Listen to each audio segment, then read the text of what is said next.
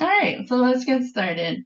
This is a self-directed support program team's presentation alongside Plan Lifetime Assistance Network of Massachusetts and Rhode Island, which goes by Plan. And this topic is special needs trusts. First, we'd like to share that we are Ripen, and we are independent 501c3 nonprofit. We help Rhode Islanders with healthcare, education, healthy aging, and many other systems of support and needs that can be complex, and we help them navigate and have better access to them. Also, interesting to know is that Ripen is many of our staff are peer professionals, which means we've all had some level of, well, not most of us have had experience navigating what we help other Rhode Islanders do. Our program that's presenting tonight is the self-directed support program. So because we have such a large audience tonight, we want to make sure that everyone knows what self-direction is. It's a model of service for people, adults with intellectual and developmental disabilities who are found eligible from the Department of Behavioral Healthcare, Developmental Disabilities, and Hospitals, which is known as BHDDH, and who have decided to manage their own budgets and hire their own staff to self-direct their services, which means they are in charge and can set their own priorities with their family and allies. And so we are the Ripen Self-Directed Support Program, and our job is to support people and their families to navigate specifically the systems around self-direction. And we do this through training and education, sharing resources, referrals, and collaborate with other organizations and groups. And so now I'm going to pass it over to the program manager of our team, Sharon Goshen. Thanks, Laura. Welcome, everybody. I'm going to be your MC interviewer today when we interview our guests. I just wanted, again, to remind everybody to hold you're welcome to use the chat feature to type in your questions as the slides go along, but we will hold all questions till the end. So our guests today are Joan McGrath with Plan Mass and RI to talk about special needs trusts. Joan, would you like to introduce yourself? Sure. Hi, I'm Joan McGrath. I'm the CEO here at Plan. I've been with Plan since 2009. My background is in accounting, and I love this company. So I'm hoping I'm going to share some information tonight that you'll find helpful. As everyone mentioned so far, if you could hold the questions till the end, I'd really appreciate that. It helps the flow for me. It's easier for me to do that. A little bit about Plan. Plan is a 501c3 nonprofit organization, and we have been around since 1971. We were established by, I don't know if there's feedback. Does anybody hear that? So we were established by parents looking for ways to advocate for their children. They're particularly interested in what would happen to their child once they were gone. So we hear that all the time. That is the major concern. We are providing this information for information only. If you are looking to set up a special needs trust, which if you take anything from this presentation, you really should set up a third-party special needs trust, and you'll learn a little bit more about that as I go along. But you should be working with an attorney that specializes in special needs or estate planning. So if you need names of attorneys that are well respected in either any of that. I'm happy to give you names of people in your area or anywhere in Rhode Island that you think you would be able to meet with that person. So again, I'm just strongly recommend that you work with an attorney. Next slide. So what is a special needs trust? Oh, do we want to let Stacy introduce herself? Oh, sure. I'm sorry. Thanks. That's okay. I didn't have that in Thanks. my page. Yeah. Sorry. Stacy? Hi, here I am. Thank you, Joan. I'll be quick. My name is Stacy Puro. I am the Service Coordinator Supervisor for Rhode Island and Massachusetts, but I am also a service coordinator in Rhode Island, and I work directly with beneficiaries. We call our clients beneficiaries. It's because they're beneficiaries of the trust that someone has set up for them or they have set up for themselves. And Joan will explain more of that. I am a licensed clinical social worker in Massachusetts and Rhode Island. Thank you. Thank you. Okay, Joan, so let's get into the reason why we're all here. Can you tell us what a special needs trust is, please? Yes. If you move to the next slide. Yeah. So I'm just going to summarize this. Special Needs trust is a legal document. It's also referred to as a supplemental needs trust. It allows assets to be held on behalf of a disabled individual to supplement their needs. It is considered a non-countable asset. This is super important. So someone can remain under $2,000, which is the limit for a lot of public benefits. And this allows them to be eligible for SSI or Medicaid. So there is a $4,000 limit, but I mean, overall, that's a very small amount of money. And a parent that wants to leave money for their child's care can leave any amount of money in a special needs trust, and it's not counted against the disabled person in their eligibility for public benefits. So next slide, please.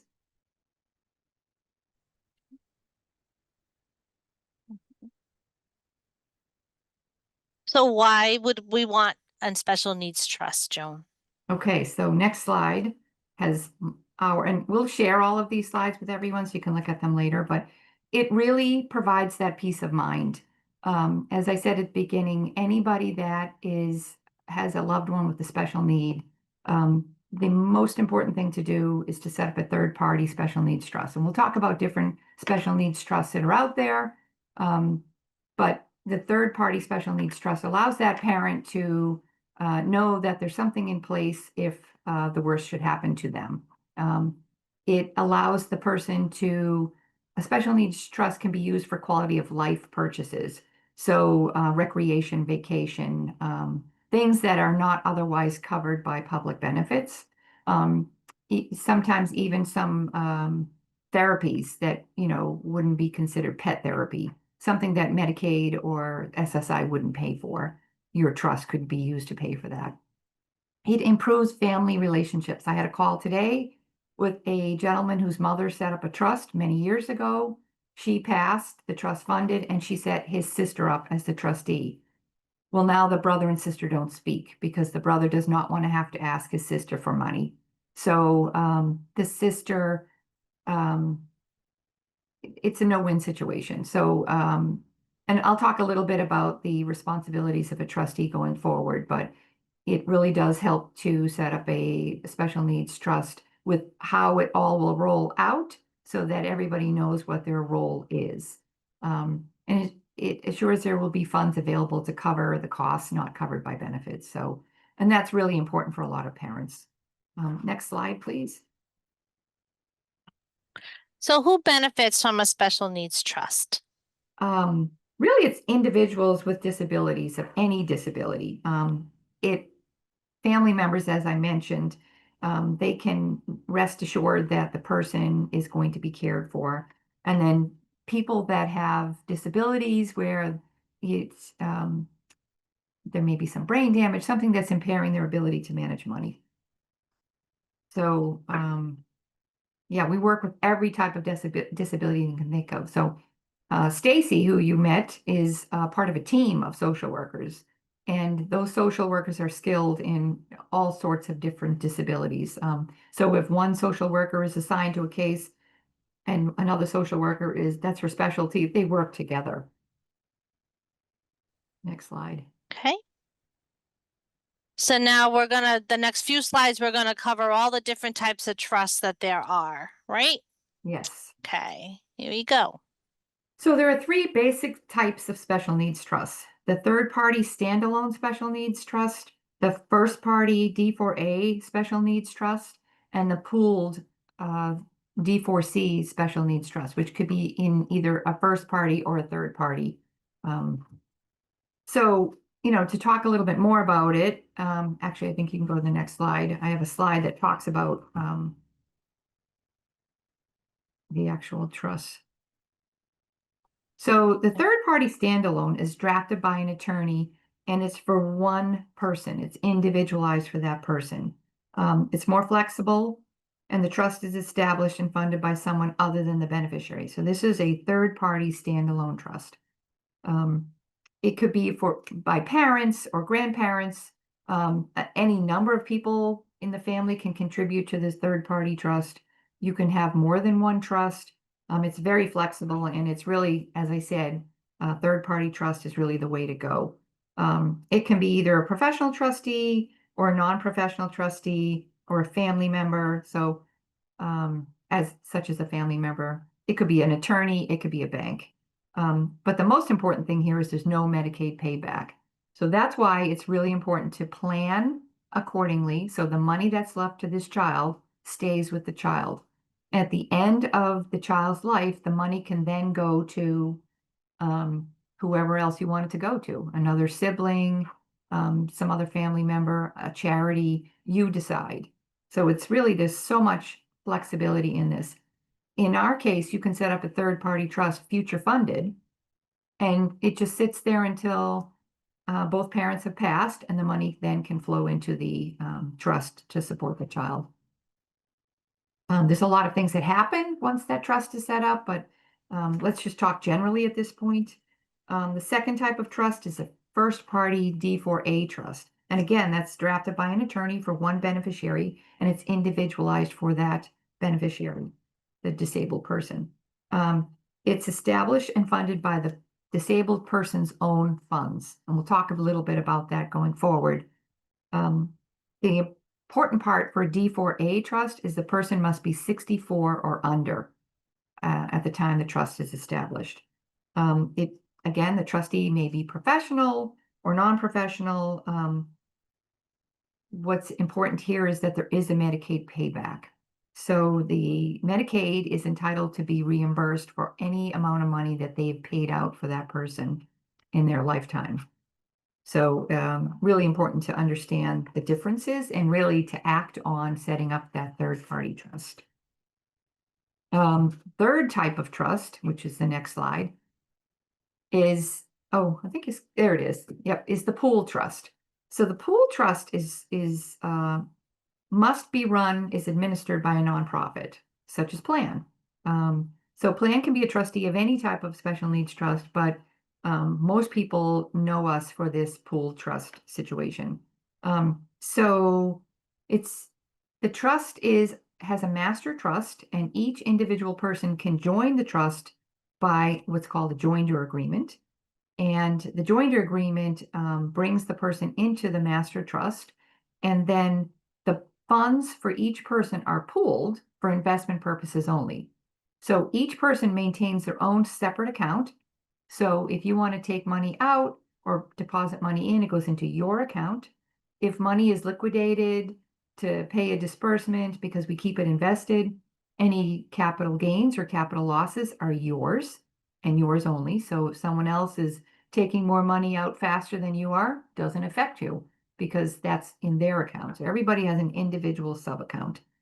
It's cost effective for small accounts, for small amounts of money. And as I said, it could be first party or third party. So examples of people that use a pooled trust could be Jane, who's 80 years old. She has come into a health crisis and needs to go into long-term care. So she would maybe sell her home, put that money into trust.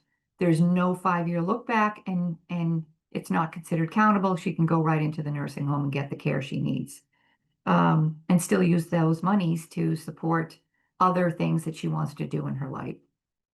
John Smith is a 32-year-old man receiving a personal injury settlement. So in that case, nobody expects a personal injury settlement. So that would be a first-party trust. The money would go directly into the trust once he set it up, and he can get the care he needs in the community or in a rehab, long-term care, wherever he happens to be. And then the last person could be a 54-year-old woman that's inheriting $54,000. For instance, the man I was talking to today was inheriting $68,000. Not enough money to set up a trust at a bank. Most attorneys won't take a trust that's that low. A bank typically is $1 million or $500,000. So a pooled trust is a really good option. As I said, at Plan, we don't have minimums. We'll take any amount of money and put it into trust for a person. And that allows all of those people to stay on their public benefits. Am I going too fast? I'm sorry if I am. I just realized. Okay. Next slide. So examples of ways to fund a special needs trust. So if it's a third-party trust, which again, that's what all of you should be considering.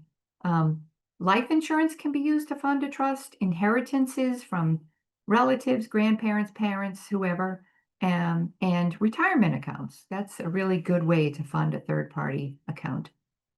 First party, as I mentioned, is usually settlements and unexpected inheritances. So the grandparent has 7 grandchildren. She doesn't realize that if she leaves, an equal inheritance to that child, they're going to lose their benefits, or they have to put it into a first party trust. So it's good if you set up a third party trust and you tell all of your family that you've done this. They will know then to change their estate plans accordingly. Next slide, please.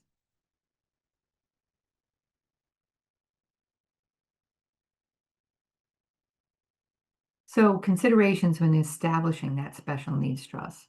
You really need to consider does the first party D4A, a third party standalone, or a pool trust make the most sense? And what kind of trustee are you looking for?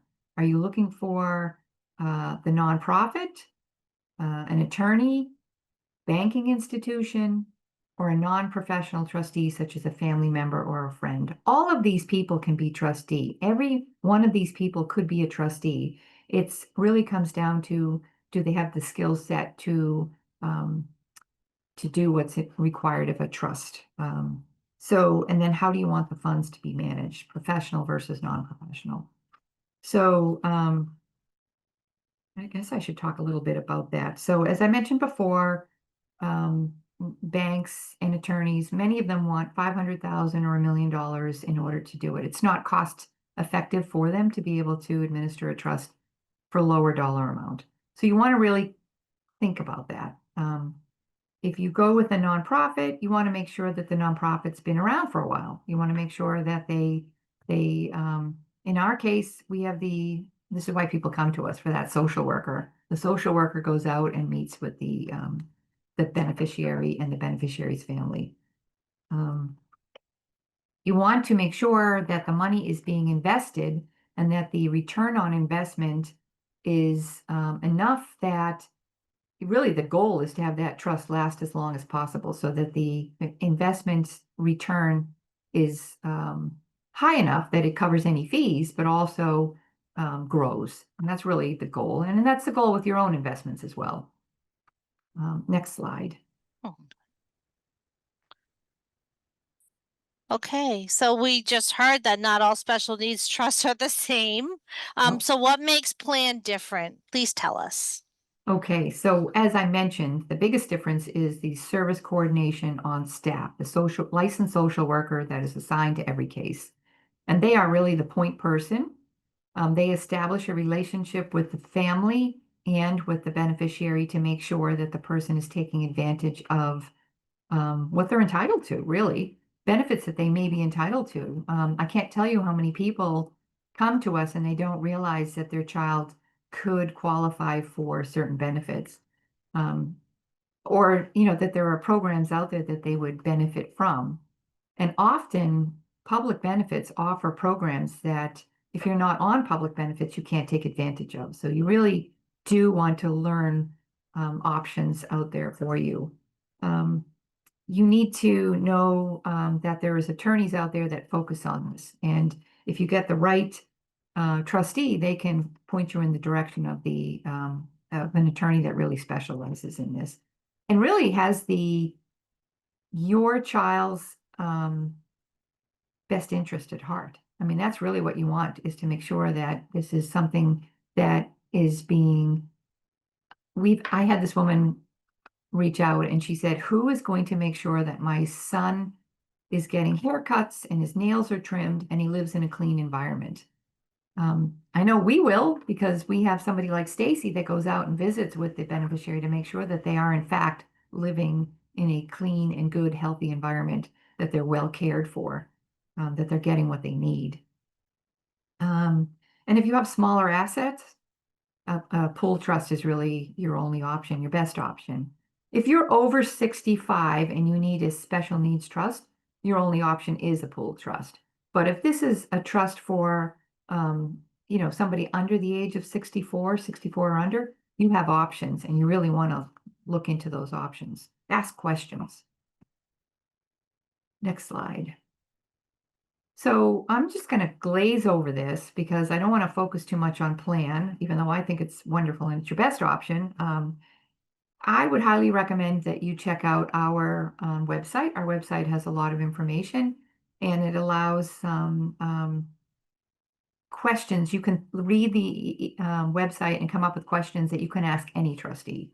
The service coordination is super important. But the trust department is important. You want to make sure that the trust department is following the rules of the person's benefits that they're on. So if it's an individual family member, that family member needs to know the rules related to whatever benefit the loved one is on. So they want to make sure that the rules are being followed, because you don't want to lose your SSI or your Medicaid. That's, terrible. That would be, you have to then reapply, and it's not as easy as you think it should be. So one of the things about plan is that we have 7 investment strategies. So what we do is we base the investment of funds on the person's condition, their disability, their life expectancy, their immediate needs, and their long-term goals. And we learn those long-term goals by family members filling out what's called a life care plan. And that life care plan tells us what you want the donor wants the trust funds to be spent on. Maybe education, maybe travel, maybe pets. Maybe you want the money to be spent on, a dog for your child or whatever. You tell us. It could be for any number of things. So we use that information to develop a investment plan, and it tells us how quickly the money's going to come out and how long, based on the person's age and disability, they would need that trust to last. Next slide. So, as I mentioned, this is sort of repeating itself, the service coordination, which is super important. If you were to go with someone other than plan, you would want the trust to be used to pay for those social service expenses. And so that's something you need to factor in. That's not something that's covered in basic trust administration. You want to know how quickly a trust is paying the bills. So when something is submitted to the trust, how quickly do they pay those? Is it once every 30 days? In our case, it's between 7 and 10 days. You want to make sure that the person's needs are being met, and they're met in a timely manner. You want to make sure the tax forms are filed. They are to be filed annually. So in our case, we prepare what's called a K1, and the K1 goes out to be filed with the person's individual tax return. There is a tax return that has to be filed every year. It's called the 1041 for the trust. So plan would file that trust document. It's, again, the professionally managed funds, and that is reviewed every time a disbursement is made. We review the cash needs, but we also review annually the investment strategy. We touch on that at least twice a year, but annually is when we do a full and thorough review of that person's account. In plan's case, we have no minimum. So you can have somebody is on benefits and now they've inherited $10,000 from their Aunt Susie. They can lose their benefits. So what you want to do is set up a trust, and that $10,000 can go into the trust. We have no minimum. You couldn't do that with a bank. The person would just lose their benefits. They'd be suspended. We have no age restriction, no disability restriction, and no minimum for that's super important. Again, many people won't work with people that have mental health issues, or they won't work with people that are over the age of 64, or if they are, I don't know. I've had attorneys call and ask us to take over a trust because the beneficiary is too needy. That's the term that they use, too needy, that the person is calling them too often and the attorney is charging fees that would just deplete the trust. So they feel the best move is to move that to us. So something to consider. Next slide. Okay, now it's Stacy's turn to talk. So Hi again, everyone. Again, I am the service coordinator supervisor. I am also a licensed social worker in Rhode Island and Massachusetts. And I think the part, what makes us different is that we go out into the community, just like Sharon told me in the beginning. We meet people where they are. We meet them in their homes. We meet them at a coffee shop, wherever people feel comfortable, the library. We have an office in Providence if someone would prefer to do that. And we sit down with families and with the beneficiaries. Again, the beneficiaries are any age. So someone might come in with their parents and other people might come in with their grandmothers. So at any age, we meet with the individual and they could bring their families along if they need assistance as well.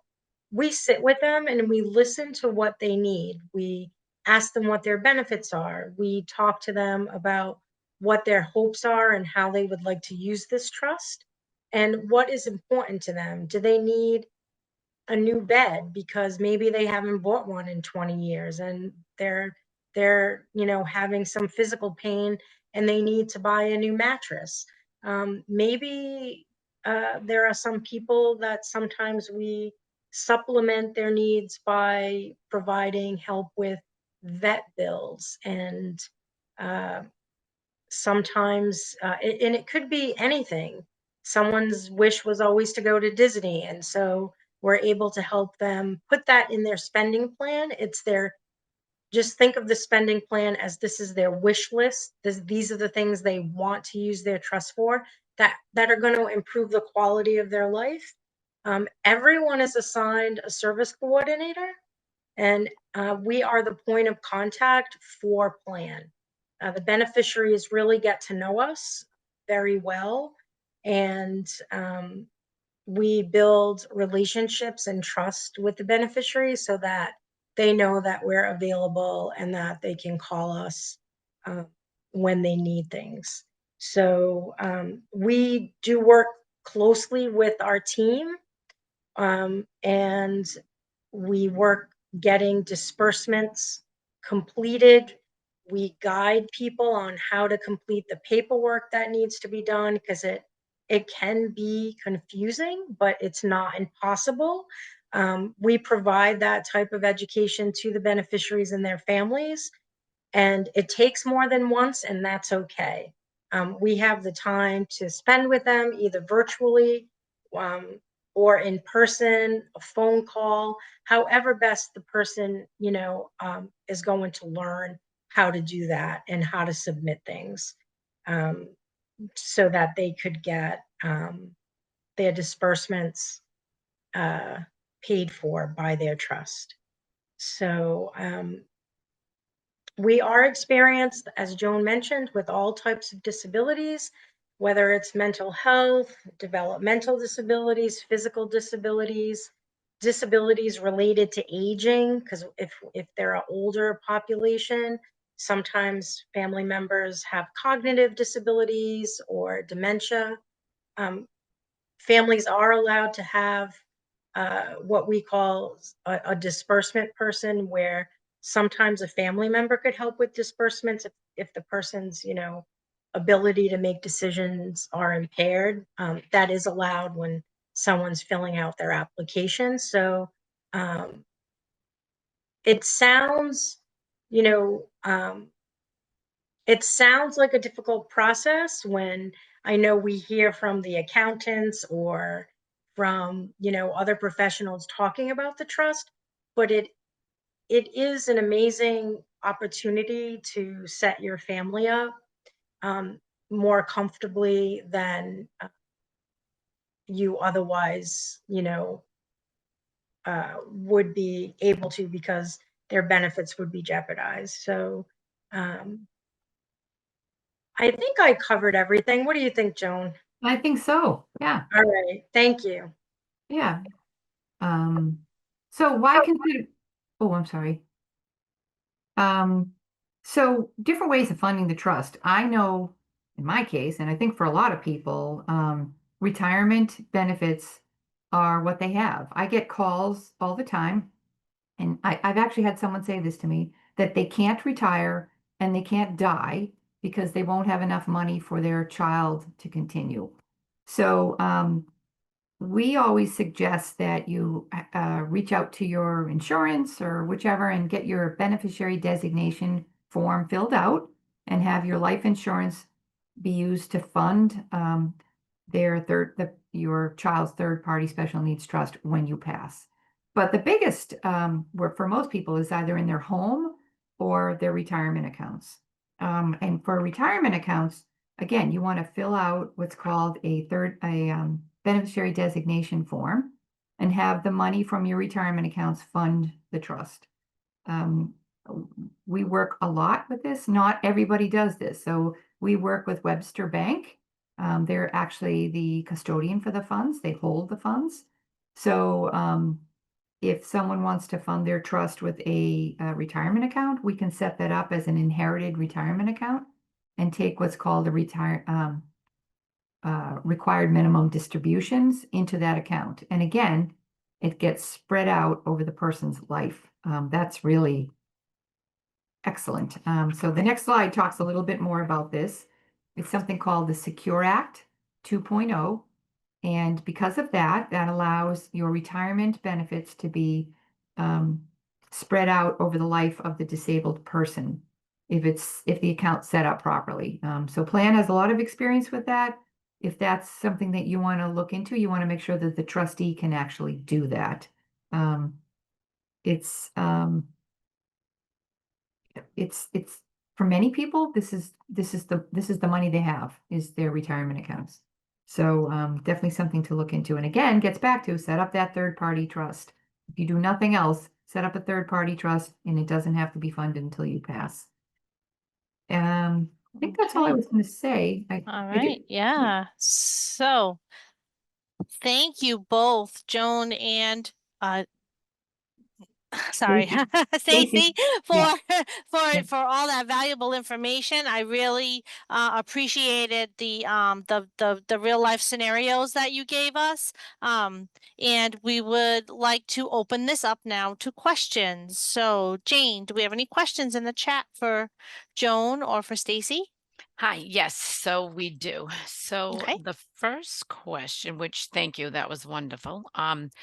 What's the cost to have a professional or non-professional trustee? Like, what's the difference? So I a guess? non-professional trustee be with a family member. So they may not charge. I don't really know what a non-professional would do, but a professional trustee. So if it's an attorney, they would charge probably attorney fees.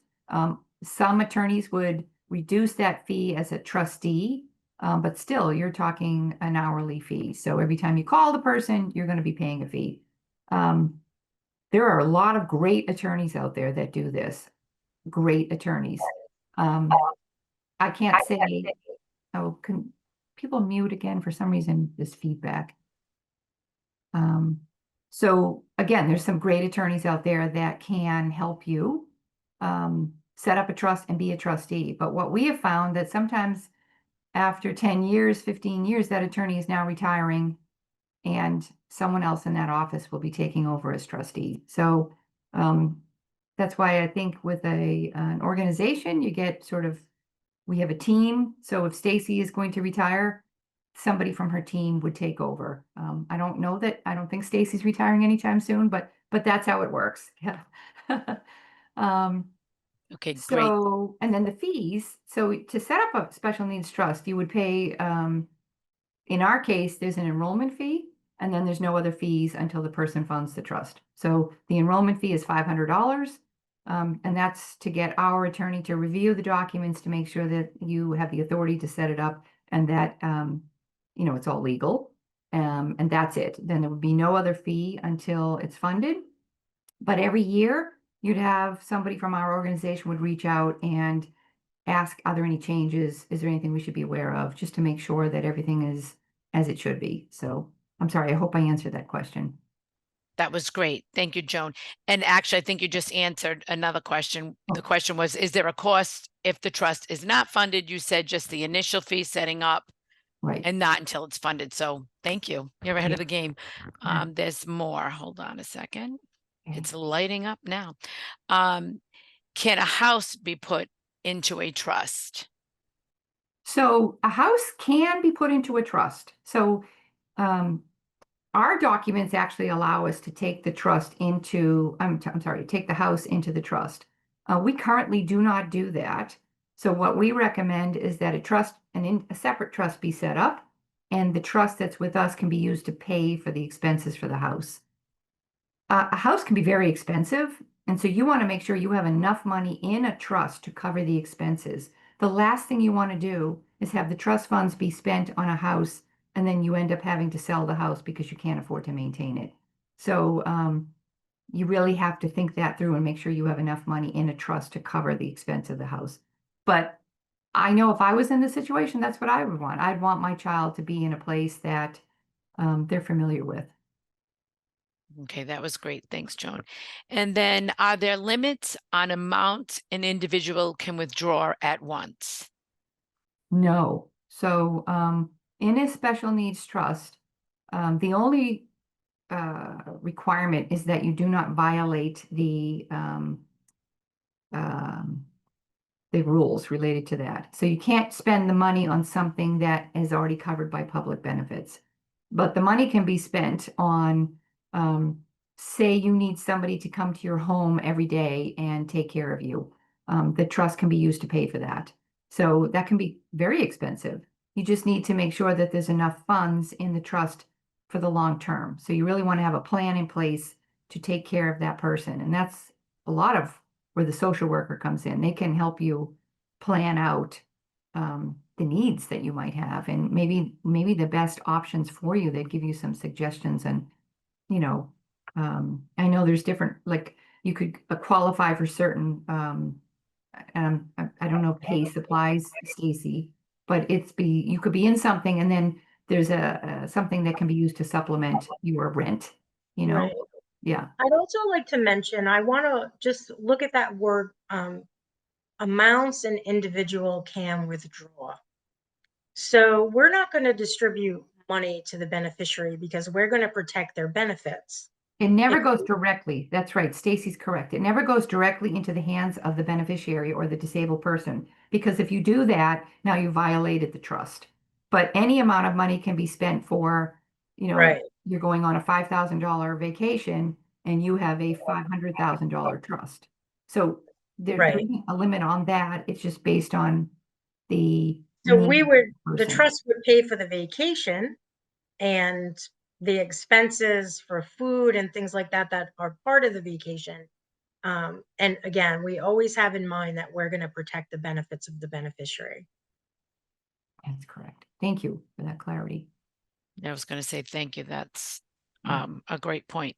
Can you provide us with a list of great attorneys, or would a first step be to work with a service coordinator at Plan who would help with the next steps? So the service coordinator with plan comes along with when you set a trust up.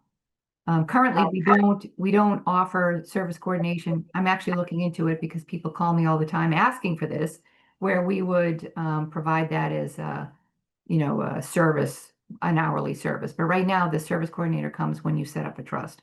If you want an attorney, I am absolutely happy to give you names of attorneys in your area. So we always give out at least 3 names of qualified attorneys in your community or somewhere near you. And if you want to call, we're happy to give those names. And we do have a enrollment specialist. If you have questions about the trust, her name is Tiana. And there is a link on our website where you could make an appointment to have a 30-minute consultation with her if you have more questions about setting up the trust specifically. And you can give your individual situation too, because everybody's situation is different. You can talk about your individual situation, and Tiana will work to answer your questions. We don't charge for the consultation. You can just call. We realize that this is your loved one and your money, and that's a huge commitment. You want to make sure you're doing it right. So we know you can call as many times as you want, and we don't charge for that. We'll give you names of attorneys that can help you with your situation. We also have in-house counsel who can answer questions specific to your family situation. Thank you so much, ladies. If we could just mute, please. Thanks. Next question, does the disabled person need to be on disability receiving government support at the time the plan is set up? No, you can set it up at any time, but really the reason you're setting up a special needs trust is to have that option to get public benefits. And you would not qualify if the person they won't qualify if they have more than $2,000. So you're really just getting it ready. You're putting everything in place. And so you can set up the trust. You can even fund the trust. And then, when the person is just, ready to go on public benefits, it's all set. They're able to do that. Thank you. And then Joan, I know you touched upon this, but my memory is very short. What is the fee once funded? Is it a yearly percentage? You mentioned about the fees, but Yes. So thanks. I mentioned, but I didn't give specifics. So our fee is 2% annually. It's taken quarterly based on whatever the balance of the trust is. So if you have $10,000, it's 2% of $10,000, which is not going to cover much, but it's 2%. And then there's 0.75%, which is the investment of funds. So if you went to an attorney and they were investing the funds for you, that would probably be 1.5 or 1%. And we're only 0.75. So we're 0.75%. So we are very competitive because we work with Webster Bank and we have a lot of people. So because of that, our fees are less when it comes to the investment of funds. The 2% covers the service coordinator that you have dedicated to your child and the trust administration itself. So the processing of disbursements. So it's really a big bang for the buck. So you could pay, 1% to an attorney or 1% to a bank. And then you're still going to pay the investment of funds on top of that. So you pay a trustee and the investment of funds. And so that might come to, you just add them together, 2.5%, and you're not getting a service coordinator. You don't get that social worker. So that's all I'm saying. You need to look at what you get for the fees. So we feel like we're very competitive. If you have $1 million or more, so anything over $1 million, there is no fee by plan for monies over $1 million. because we feel like you don't need to keep paying on, you're still getting the service coordinator. So anything over $1 million, you're just paying on the investment of funds. And I hope I'm clear on that. And it should be on our website as well if I don't seem clear. But I feel like we're pretty competitive. We're very competitive. I love the having the social worker. That is huge. And that's Can- exactly why people come to us. Yeah. Can you set up a trust and fund it over time? Yes. So we recommend if you set up a trust, as I said, there's no minimum to set up a trust, but we would ask that you put in at least $10,000 because anything less than $10,000 is sitting in cash. It's not invested. You want to invest it so you can get a return on investment. Super important because it'll just continue to grow. And we're very conservatively invested. So the goal is to grow and to cover any fees. So I think last year it was 3.5% return on investment, and the year before was 7%. So it's making money and it's covering the fees.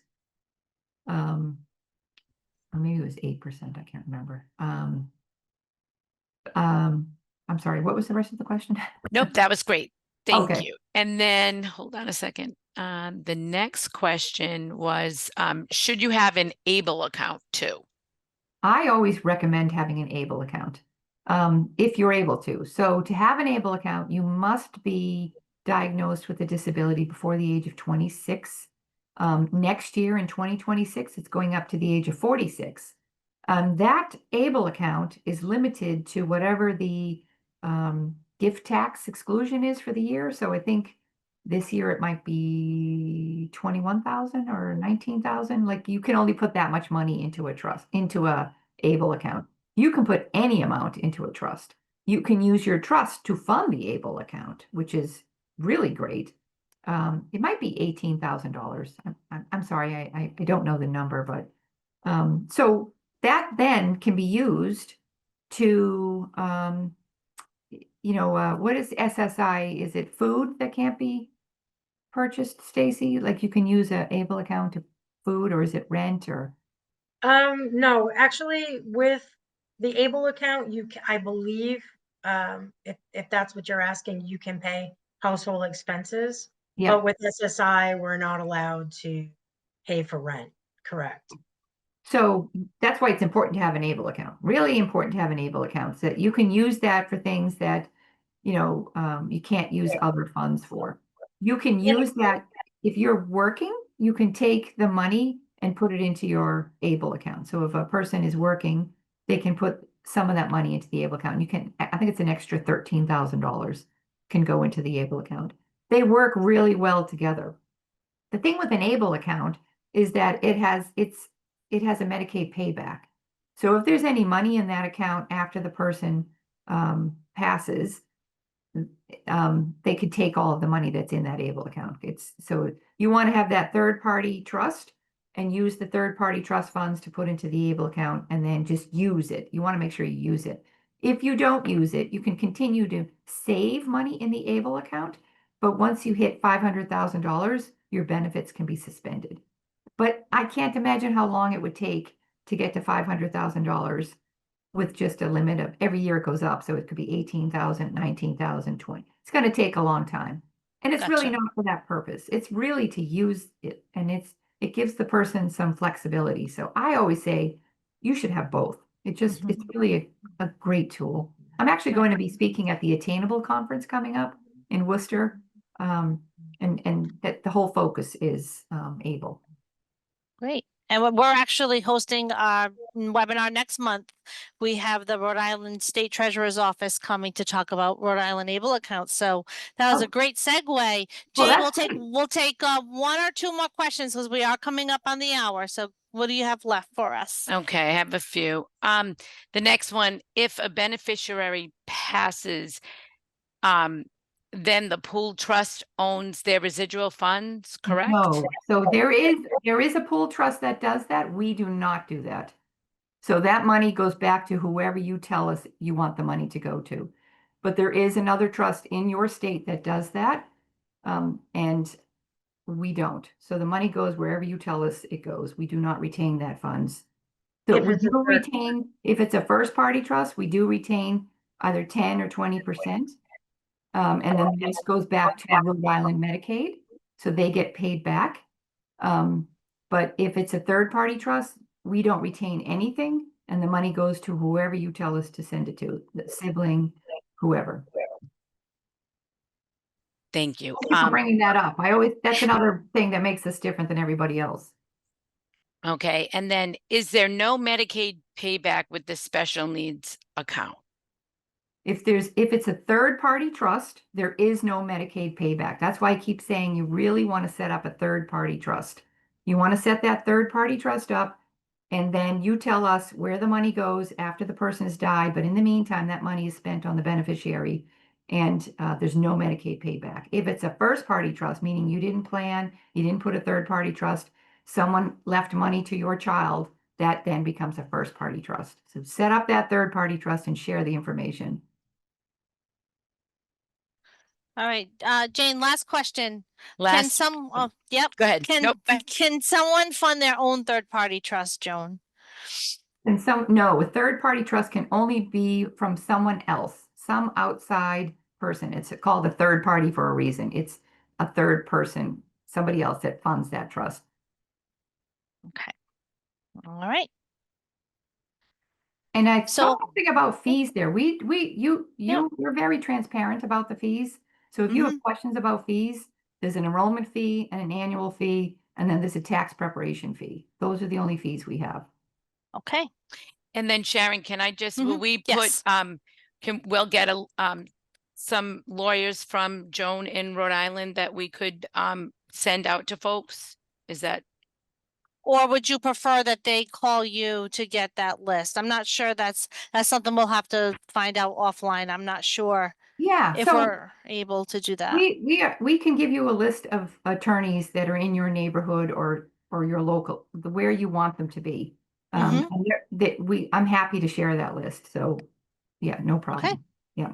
All right. So to find out more information, for questions and next steps, we wanted to share the slide for the phone number, and I think we already have your website in the chat.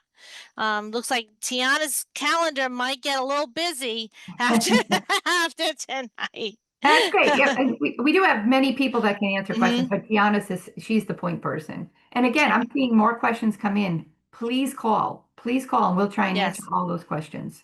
Okay. We will take any questions that are left in the chat, and we will get answers. We'll make sure that Joan, that you get those questions. Okay. Perfect. Thank you so much. All right. So we hope that you enjoyed our webinar this evening. This is the feedback survey for our guests, and for us at Ripen, we're always trying to improve our services, and we want to make sure that we're bringing topics that are meaningful to the self-directed population. So please take a moment. You can use a phone to scan the QR code. I believe one of our support navigators will pop it in the chat. You can grab it from the chat. We really do read every single survey, and we make adjustments based on your feedback. This is our fall calendar. As you can see, we've got October 21st is when we'll be hosting our next webinar on Rhode Island Able accounts. Oh, there it is. And you can register for that as well on our website. Ripen has a self-directed toolkit that's available. It came out in the spring, and we have links on our webpage. If you go to ripin.org, RIPIN.org/self-directed toolkit.